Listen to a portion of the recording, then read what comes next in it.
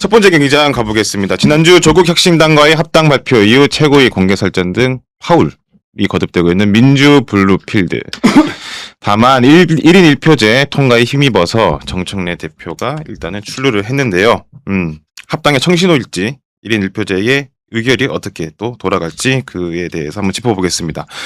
중앙위를 통과를 했어요. 근데 그게 한 16표?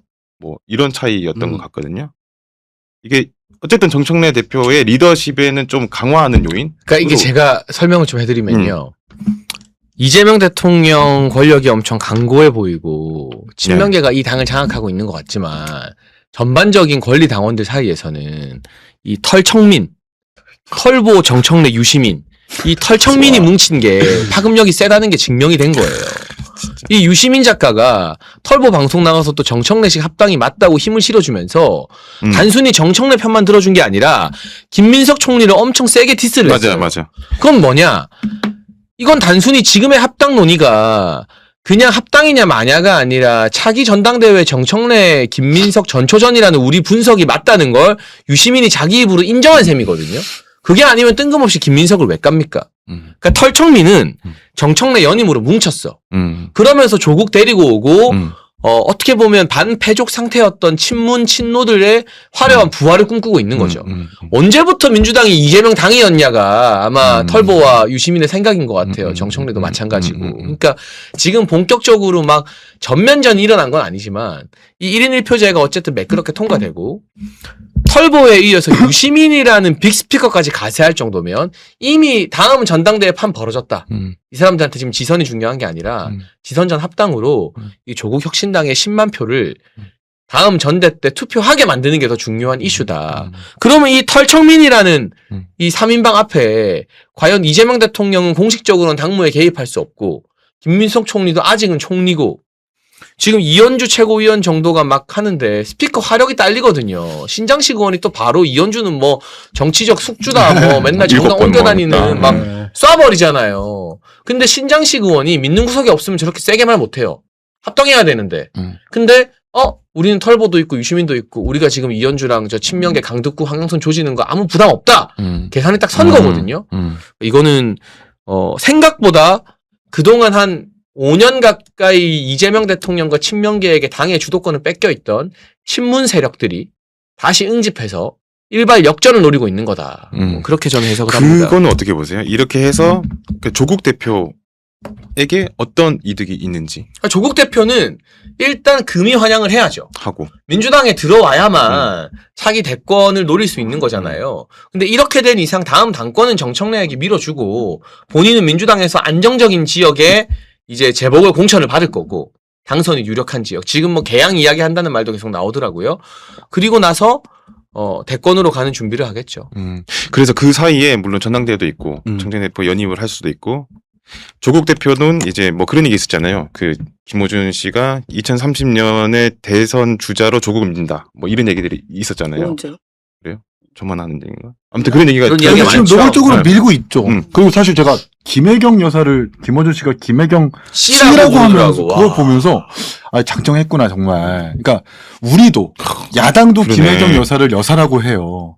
근데 방송에서 공개적으로 김혜경 씨라고 하는 건 김건희 여사한테도 그렇게 얘기 안 할걸요? 근데 그건 제가 볼 땐 하나의 어떤 단면, 어떤 상징적인 장면인 것 같아요. 당신들이랑 존중하지 않겠다. 내가 확실히 밀고 있는 사람은 조국 대표다. 그러면서 유시민 씨 초대해가지고 거의 뭐 1시간가량 인터뷰를 하고 거기서 고 이해찬 총리까지 얘기하면서 만약에 이해찬 총리가 살아계셨다면 이해찬 총리의 기회가 맞아떨어진다. 저 방식이. 라고 하는 건 확실하게 밀어주고 있는 거죠. 그래서 정청래 대표가 연임에 성공하고 만약에 그 다음 총선에서도 이제 이겼어요.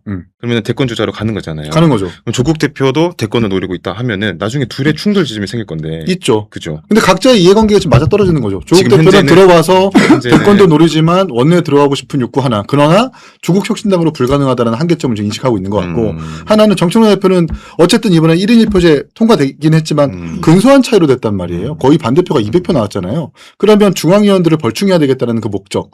그래서 연임 당대표로 조국 혁신당 지역위원장 내지는 당원들을 끌고 들어와서 한 번 더 당대표 하겠다라는 그 이해관계가 맞아떨어지니까 일단. 둘의 경쟁은 나중으로 미루고 그런 목적들이 맞아떨어지지 않을까? 근데 조국 혁신당 당원이 일단 현저하게 민주당보다 작고 뭐 몇만 정도밖에 안 되잖아요. 10만 10만 정도 10만 좀 되죠. 넘어요. 우리는 120만 권리당원이니까 그게 이제 10만이 물론 영향을 줄 수는 있겠지만 그들이 다 정청래 대표를 만약에 민다고 미냐? 할 수가 없어요. 왜냐하면 조국을 미냐? 왜냐면 뭐 일단 첫 번째는 그 제가 그러니까 여기 있는 성분을 얘기를 드리자면 조국 대표가 좋아하는 분들이 대다수일 것이고 그 다음에 또 하나는 또 민주당이 싫어서 나간 분도 굉장히 많아요. 맞아요.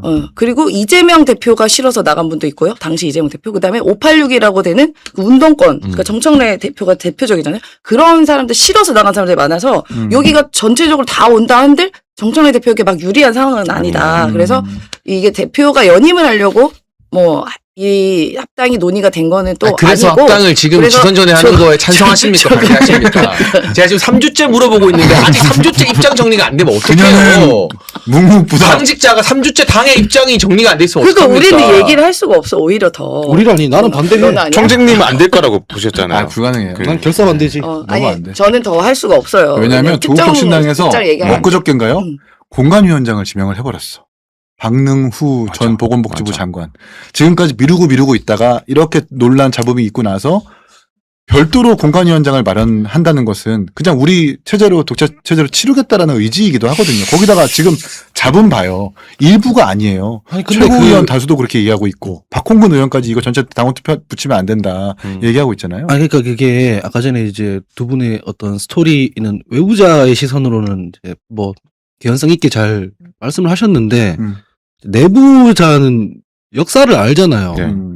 뭐 아까 털보 유시민은 뭐 무슨 이제 참전했다 이런 얘기를 하는데 털청민. 지난 그 이전 총선 지금 총선 말고 이전 총선 이전. 두 대 이전 총선에서는 이제 열린민주당이라는 위성정당이 있었습니다. 그때 털보 뭐라 그랬냐면 이거 그냥 민주당에 몰빵해야 된다. 열린민주당 풀어주면 안 된다. 이런 입장이었어요. 근데 요 바로 앞 총선에서 조국혁신당 나왔을 때는 뭐라 그러냐면 분산 투자해야 된다 이랬어요. 민주당만 다 가는 게 아니라 조국혁신당도 가고. 지민비죠. 그러니까 뭐냐면은 갑자기 입장이 바뀐 거예요. 민주당으로 그냥 가서 원사이드로 가야 된다 하다가 조국혁신당 그게 조국혁신당이 되니까 갑자기 그런 얘기를 했는데 그러면 그때는 그러면은 뭐 반명 뭐 반문 뭐 이렇게 있었냐? 그렇게 해석하는 사람 아무도 없었습니다. 그때 그렇잖아요. 친명과 친문의 뭐 대결 뭐 이렇게 안 했잖아요. 그때는 말씀드리는 건 털보는 원래 조국 아까 웃기려고 약간 털보 거래 싸니까 김어준 씨는 원래 조국 그 전 대표한테 호의적이고 그리고 억울하다고 생각하는 경향이 있어요. 유시민 작가도 보면은 막 뭐 매불쇼나 이런 데 나와서 얘기할 때 조국 대표가 잘못한 부분에 대해서 지적을 잘 안 합니다. 검찰한테 탄압 받았다 이렇게 얘기하죠. 근데 그 상당수의 유권자나 저 같은 사람들은 그렇게만 생각하진 않아요. 뭐 검찰한테 많이 피해를 받은 부분도 있겠으나 본질적으로는 조국 대표가 잘못했다고 저는 생각을 하거든요. 그 잘못에 대해서 조국 대표가 사과한 적이 있느냐? 본인들은 있다고 주장하는데 제가 평가하기로는 없습니다. 문서 위조 이런 부분에 대해서 얘기할 땐 항상 말을 돌린단 말이에요. 사람들이 묻는 건 그 부분인데. 그래서 그 조국 혁신당과 합당하는 거에 대해서 저는 반대하는 겁니다. 우리가 조국의 강을 건너자고 해놓고 그걸 다시 합당하면 거꾸로 강을 거슬러 오르는 연어들이 되니까 이렇게 생각하는 사람 많이 있거든요. 근데 이 생각에 뭐 아까 털보 유시민은 전혀 동의를 안 하는 거죠. 그러니까 저렇게 가는 거지. 이게 무슨 계파 갈등 이런 문제랑은 조금 결이 달라요. 실제로 우리 당의 역사를 보면. 지금 사실 이성적으로 우리가 사고하고 해결해야 되는 과정에서 너무 감정이 많이 개입돼 있어요. 다 어느 쪽 다. 그러니까 비판하는 사람이든 찬성하는 사람이든 이게 감정과 친분이 또 개입이 되다 보니까 이게 좀 배가 산으로 가는 느낌이 있고 제가 좀 뭐 개인적으로는 뭐 들으면 이게 제가 당직자로서 얘기 드린 게 아니라 전 대통령을 여기서 좀 끼어들게 하지 않았으면 좋겠어요. 자꾸 이게 어느 쪽에서든 아니 대통령이 당무에 왜 개입합니까? 그냥 그쵸. 원칙적인 얘기를 하신 거죠. 옛날 그동안 예전부터 특히 석방되고 나서는 그런 생각 가지셨을 거고 당대표 시절이나 또 대선 후보 때도 언젠가 한 배를 타야지라는 그런 원칙적인 생각을 갖고 계신데 이게 서로 막 대통령을 끌어들이니까 이게 정말 그거는 선 넘은 거라고 생각하거든요. 그러니까 계속 명청대전이라고 하잖아요. 그러니까 이렇게 흘러가면 안 되는 거고 그리고 또 제가 또 기분 나쁜 포인트는 뭐냐면 지금 대통령 집권 8개월밖에 안 됐어요. 맞아요. 근데 벌써 차기 대권 얘기가 왜 나옵니까? 그러니까. 그러니까 이것 때문에 차기 대권 얘기까지 넘어가 버리니까 지금 이제 1년도 안 된 대통령한테 그렇게 만든 거 레임덕을 뭐 하라는 얘기야 말라는 거야. 그러니까. 그런 거가 전 지금 불필요하게 자꾸 가고 있다. 이성적 판단이 필요할 때 너무 다 감정과 친분이 개입되니까. 맞아. 어, 그게 핵심이죠. 맞아. 감정과 친분이 개입된 게 뭐냐면 이게 저희 당 그 구조를 이해를 하셔야 되는데 예. 조국혁신당 이렇게까지 얘기하는 사람 방송에서 별로 없겠지만 조국혁신당의 요체는 그냥 문재인 정부 청와대 민정수석실입니다. 의원들은 밖에서 데려와서 했겠지만 그 당의 요체, 운영 주체 그냥 민정수석실이에요. 우리가 왜 그 청와대로 치면은 뭐 김현지 실장 얘기를 많이 하지 않습니까? 네. 혹은 문고리 권력 얘기를 많이 하지 않습니까? 네. 그러면 이제 의원들이 어떻게 구성되어 있든 간에 그 헤게모니가 누구한테 있는지는 우리가 그 헤게모니를 뒤쪽으로 해석을 하잖아요. 네. 조국혁신당도 마찬가지로 민정수석실이 하는 거거든요. 음. 그러면 우리 당의 구성을 봤을 때 문재인 정부 청와대에서 일을 했거나 아니면은 뭐 재선 3선이거나 이런 사람들은 이제 우리 예전에 같이 했던 사람들인데 기왕이면 합당하면 좋지 뭐 이렇게 생각해요. 아, 예. 그런데 초선들은 상관이 없는 사람들입니다. 그렇죠. 이재명 대표가 공천을 줘서 지금 처음 국회의원 하고 계신 분들은 그거랑 상관없는 분들이거든요. 그러니까 지금 막 반대하는 거예요. 별로 예전이랑 감정이나 친분이 개입될 여지가 없기 때문에. 이현주 최고위원님 죄송하지만은 문재인 대통령 간첩이라고 고발하고 그랬습니다. 삭발했다고. 근데 합쳐질 리가 없지 감정적으로. 그러니까 그런 데서 발생하는 어떤 잡음과 소음들이 많이 있는 건데 이거를 권력투쟁이라고 봐버리면 사실은 저로서는 당내 사정을 아는 사람으로서 잘 납득이 안 되죠. 그래서 합당 될 것 같아요? 안 될 것 같은데요. 그러니까 불가능하죠. 지금 어디까지 진도가 나와 있어요? 뭐 실무 테이블을 꾸렸다. 아니야. 토론회 안 됐죠. 한다는 거. 토론하고. 근데 이게 합당 반대 여론이 높은데 정청래 대표가 자기 정치적 명운을 걸고 띄운 거거든요. 그러니까요.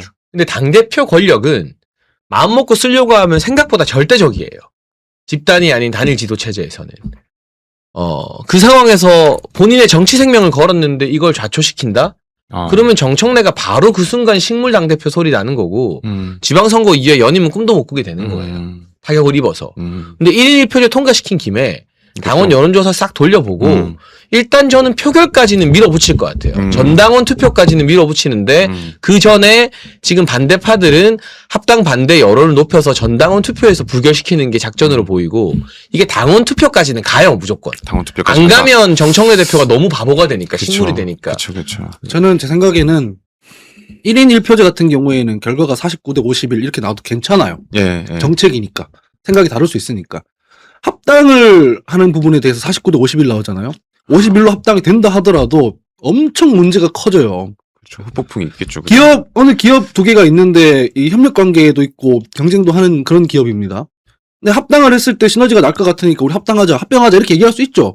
근데 아니 합병하는 것보다는 그냥 지금처럼 그냥 거래처로 유지하고 각자 잘하는 영역이 있으니까 그거 부품 만들어가지고 또 경쟁도 하고 그렇게 하자 이렇게 생각하는 사람도 있죠. 예.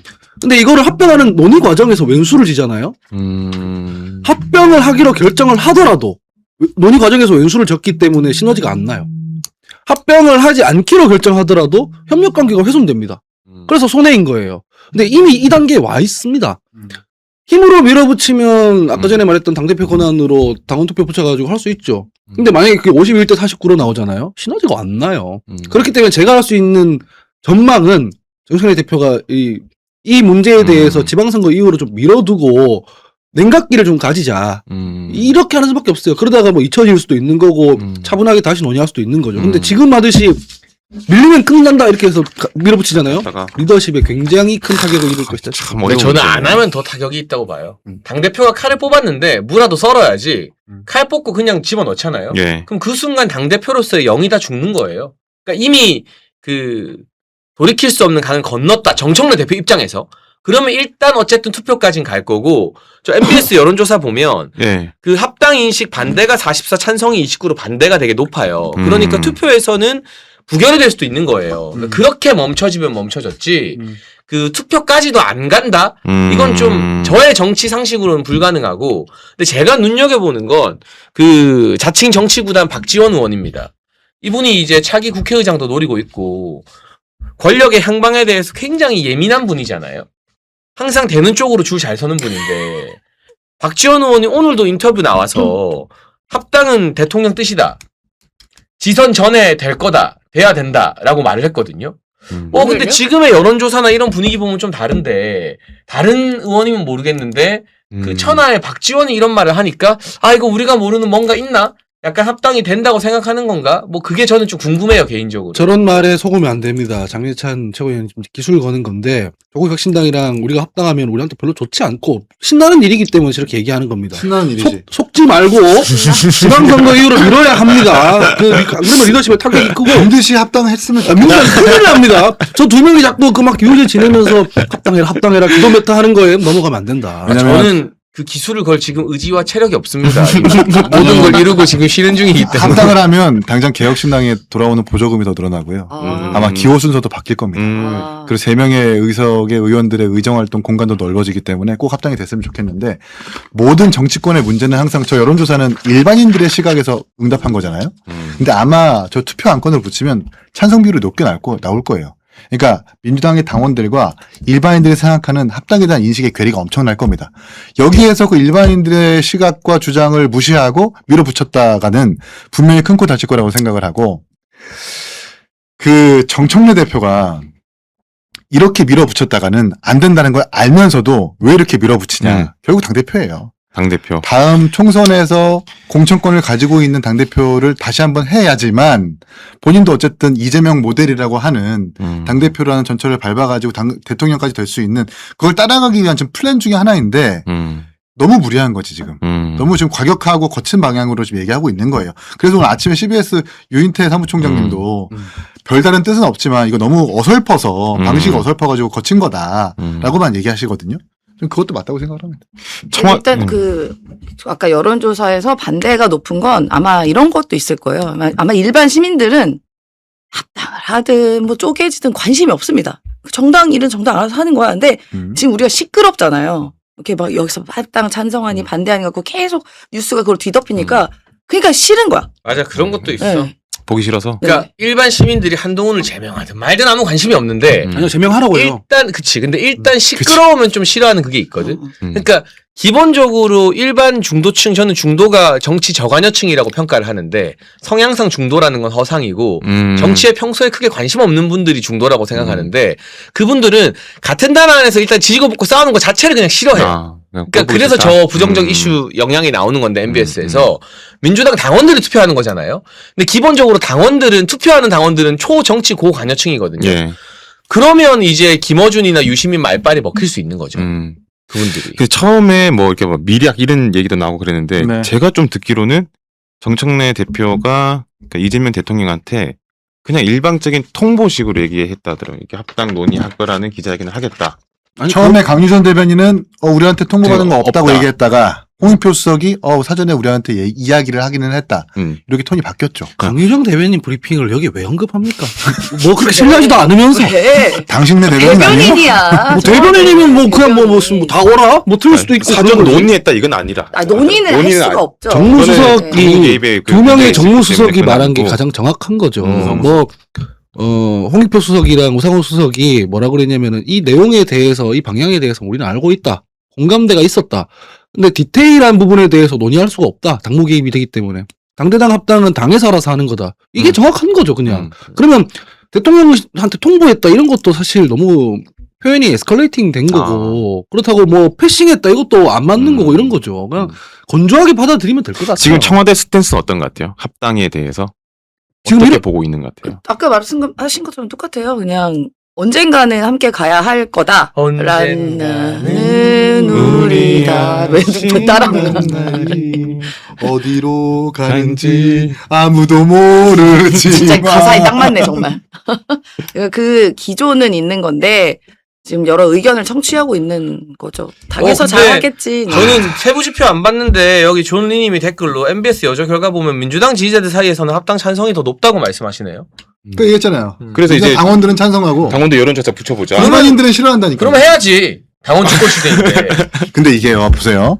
벌써 민주당은 단체장 후보들 경선 준비하기 시작했어요. 예비 후보 이제 시작됐습니다. 그러니까 예비 후보 그리고 2월 10날까지 조국혁신당은 전국에 있는 지방의원부터 광역단체장까지 후보 공모받기 시작했습니다. 그러면 아마 먼저 스타트를 끄는 게 민주당이기 때문에 단체장이든 광역의원이든 소선거구제에서 구분될 후보로 이제 만들어질 거예요. 그럼 만약에 추후에 합당이 됐어요. 그럼 조국혁신당 후보가 다시 한번 또 경선해요? 이게 지난 경선 때 국민의힘 경선 때 한동훈 대표랑 김문수 후보랑 경선해가지고 김문수 후보로 정했는데 외부에 있는 한덕수 총리 다시 한번 경선하겠다는 것 때문에 시끄러웠잖아요. 그거랑 똑같은 형식인 거예요 지금.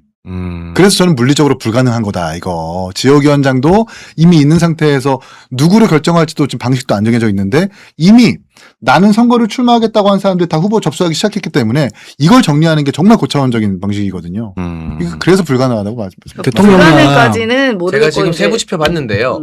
민주당 지지층에서는 합당 찬성이 47, 반대가 38. 그러니까. 그러니까 10% 정도 찬성이 높게 나오거든요. 그러면 안 돼. 그러면 이제 안 되는 거야. 당원들로 하면은 이게 더 짠물이니까 찬성이 더 높아져요. 그럼 당원 주권 시대에 당원도 하자는 대로 해야지 뭐. 1인 1표제. 당원 투표에서 1인 1표제. 50.1%가 나오고 49.9가 나와도 50.1로 가는 거지 뭐. 이렇게 1인 1표제 통과시켰는데 이게 곧바로 합당 찬성으로 투표가 되면 그거야말로 독이다. 그러니까 1인 1표제 같은 경우에는 이제 정책이니까 뭐 표에 붙여 그런 논의 과정이 길었고 이거 오래됐어요. 그런 한번 건 했고 그런 건 괜찮은데 합당이라는 거는 세력과 세력이 그 합치는 문제잖아요. 이런 문제는 야 법대로 해 혹은 야 그러면 다수결로 해 해가지고 49를 찍어 누르면서 가잖아요. 반드시 효과가 따라온다는 얘기를. 그래서 그 후과가 왔으면 좋겠어서 우리가 지금 이런 그래, 거예요. 그러니까 그러면 안 된다는 얘기를 하는 거지. 근데 대통령 같은 경우에는 사실은 그렇잖아요.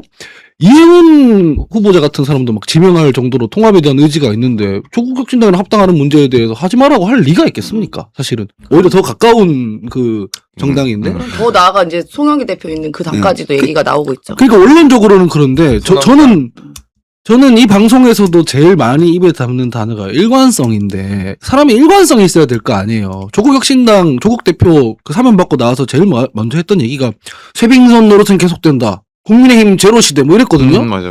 국민의힘 제로 시대 되려면은 TK에 나가야 될 거 아니에요.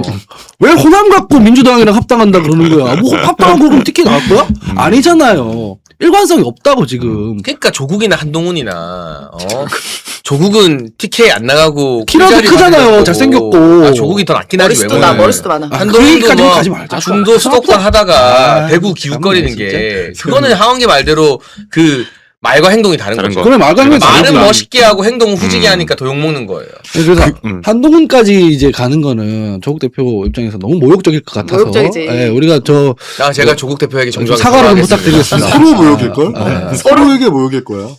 이거 합당 논의 계속 뭐 밀어서 지지 끌 수는 없잖아요. 그러니까 언제까지? 냉각기를 가지 선거 이후로 지금 빨리 해야 돼요 원래는. 2월 20일부터 언제까지? 예비후보 등록이고 벌써부터 단체장 이제 이미 실패했다니까. 제가 서울 봤을 직후는- 때 이거 2월 안에 끝나요. 끝난다. 2월 안에 투표합니다. 정청래 대표 시간표 아, 돌아가고 투표가 있고 시키지. 예. 투표해서 저는 된다고 봐요. 가장 모양 빠지는 게 뭔지 아세요? 투표 붙여가지고 찬성이 압도적으로 나와서 합당하자고 결론이 났는데 방식에서 결정이 안 돼가지고 안 되는 거. 그 그게 이게 최악입니다. 우리 존경하는 이기인 사무총장님께서는 겪어봤잖아요. 아니 그거 맞죠. 합당이라는 거는 원래 대표끼리 하기로 하잖아요. 그럼 스무스하게 되는 거예요. 열린민주당 합당할 때 아무 문제 없었어요. 그냥 쓱 되는 거고. 그 열린민주당은 애초에 열린민주당이 창당할 때부터 민주당에 돌아가겠다고 아니, 만든 정당이니까. 내가 얘기하는 거는 국민의당이랑 국민의힘 이렇게 안철수 대표랑 융합할 때 있잖아요. 다른 정당. 그냥 조금 뭐 논의가 있었을 뿐이지 이렇게까지 얘기가 안 돼요. 그런데 개혁신당이랑 뭐 정의당 일부 분파랑 민주당에서 나간 뭐 이낙 이렇게 합치잖아요. 아픈데 얘기. 개박살나요. 진짜 박살이 난다고. 그 스무스하게 안 되고 뭔가 설명해야 되는 이 시점에 왔잖아요. 합당은 이미 실패한 거예요. 근데 봐봐. 아니 근데 이게 우리가 과거 사례가 있어. 그러니까 이게 되게 노래를- 비슷하게 왜 노래를 부르시고 왜 노래를 아니, 불러? 콧노래로 하면 그 콧노래를 하지 마세요. 콧노래 부르지 마세요. 원장님 갑자기 왜 노래? 지하철에서 인사 코스프레 합시다. 색깔 다 다른데. 전 거긴 없었습니다. 전 아 거긴 과거 소환이야? 없었어요. 과거 소환이야?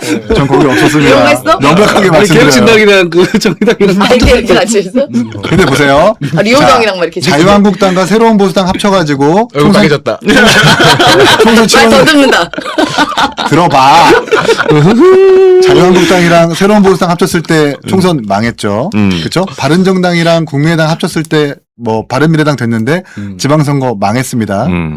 합당해서 좋은 결과를 이렇게 성과를 낸 게 없어요. 지금까지 사례가. 아주 강력한 두 대표의 리더십이 전제되지 않는 이상은 벌써부터 1인 1표제부터 시작해서 당원 주거주의 막 이렇게 부각하고 있는 상황에서 대표들끼리 결정해가지고 합당이 스무스하게 된다? 절대 불가능하고. 맞아. 그 핵심이야. 불가능하고 또 핵심은 기한이 너무 짧아요. 지방선거라는 그 수많은 이해관계를 조정해야 되는 그게 상황에서 문제야, 그게. 이게 문제입니다. 너무 급박하게 돌아가야 네, 되니까. 지역위원장 정리해야 맞아, 되죠. 맞아. 단체장 후보들 정리해야 되죠. 국회의원들 어떻게 할 거예요? 그렇죠. 네, 그리고 조국혁신당 비례대표 12명 의원들 전부 다 비례대표잖아요. 그러면 비어있는 공간에 지역위원장만 할 건 아니고 아마 민주당 의원들이랑 겹치는 곳이 있을 것 아닙니까? 어떻게 할 거예요?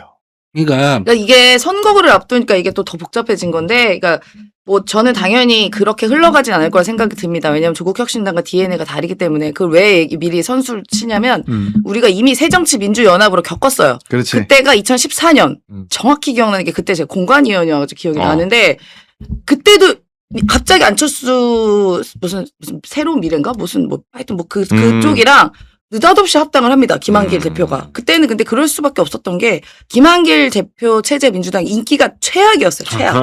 최악의 인기가 없었을 때였는데 뭐라도 한번 해보려고 안철수를 끌어들여다가 그냥 느닷없이 갑자기 합당해요. 그때는 토론 과정 자체도 없었어요. 그냥 합당? 이렇게 합당 딱 됐어. 그러더니 이제 지방선거를 딱 앞둔 시기여서 딱 요때랑 똑같아. 진짜. 그런데 갑자기 공관위원부터가 50%가 잘리고 들어옵니다.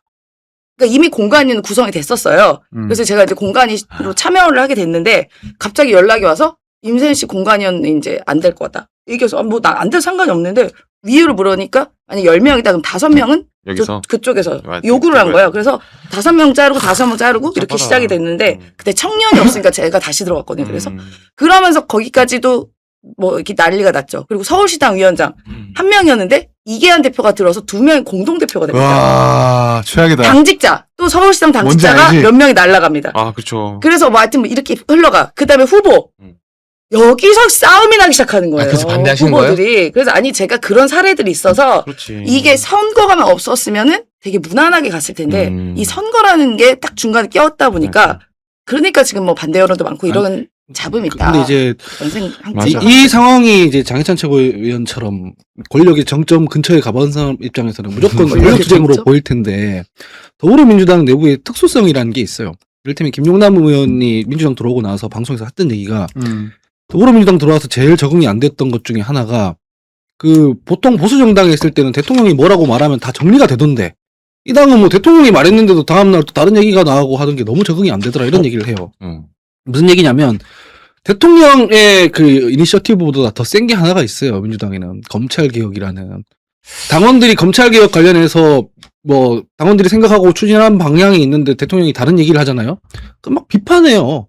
조국혁신당 막 들이받고 그런다고요. 아. 그거는 문재인 대통령이든 이재명 대통령이든 마찬가지예요. 저는 그 안이 이재명 대통령 하는 안이 합리적이라고 저는 생각하는데 그러거나 말거나 유시민 작가나 김호준 총수도 보세요.